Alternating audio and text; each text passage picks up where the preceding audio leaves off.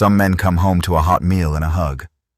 I came home to my 8-year-old daughter unconscious on the hallway floor, and my wife standing on the stairs looking annoyed. She looked at Tessa and said, "She's fine. She's just being dramatic." That was the moment everything changed. My name is Kevin Wood. I'm 41, and I spend most of my life traveling for business. I'm a senior director at a major automation company in Chicago. My daughter Tessa was only 2 when her mother Olivia died. For 3 years, it was just me and Tessa. Then Zena came into our lives. She was warm, charming. She treated Tessa like her own daughter. I thought I had found the perfect wife. I was wrong. For months, Tessa's teacher had been telling me she seemed unusually tired. Zena always had an explanation. "A little cold." She bumped her head. "She's just being dramatic." And because I trusted my wife, I believed her. Until one Tuesday night, I came home 3 days earlier than expected. At 11:52 p.m., I walked through the kitchen and found Tessa lying unconscious in the hallway. Her breathing was shallow. I dropped to my knees. "Tessa, baby, wake up!" Then Zena appeared on the stairs. She barely looked concerned. "She's fine, Kevin." But she wasn't fine. The ambulance arrived within minutes.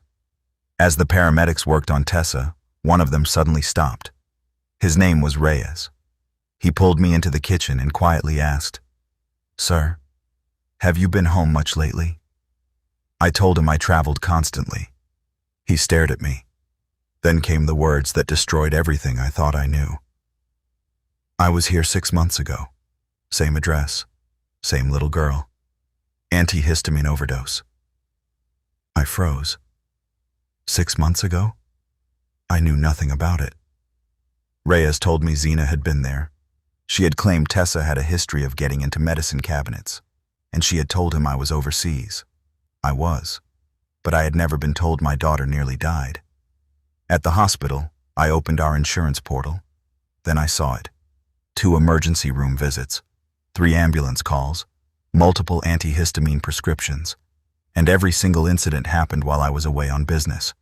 My wife had been hiding something, but I still needed proof. Then Tessa woke up. I sat beside her bed and gently asked, "Bug, when Daddy is away, what happens at home?" She looked down at her bracelet. Then she whispered, "Mom gives me the sleepy drink." My heart stopped. "What sleepy drink?" "She gives it to me when her friends come over." Then she looked at me with tears in her eyes. "I don't like it, Daddy. It makes the whole world feel underwater."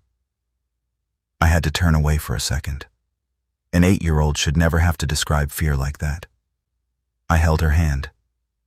"You did nothing wrong." Then I made a decision. I could confront Zena immediately. I could scream.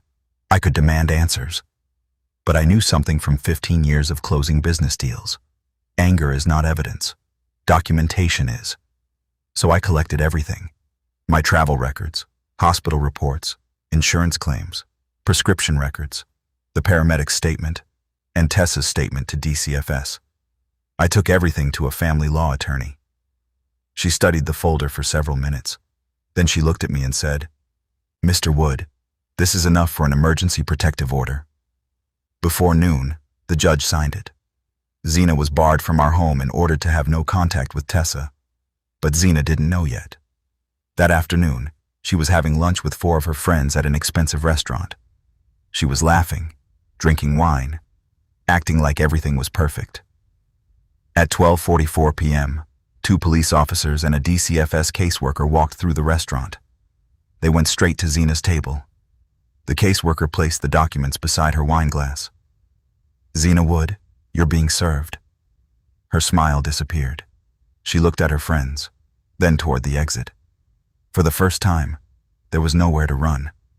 The handcuffs went on in front of everyone, and the women she had spent years impressing watched her walk out between 2 police officers. I wasn't there. I didn't need to be. The evidence had already done the talking. That evening, Tessa came home. She stood in the doorway and looked around. "Daddy, what is it?" She smiled. "The house feels different."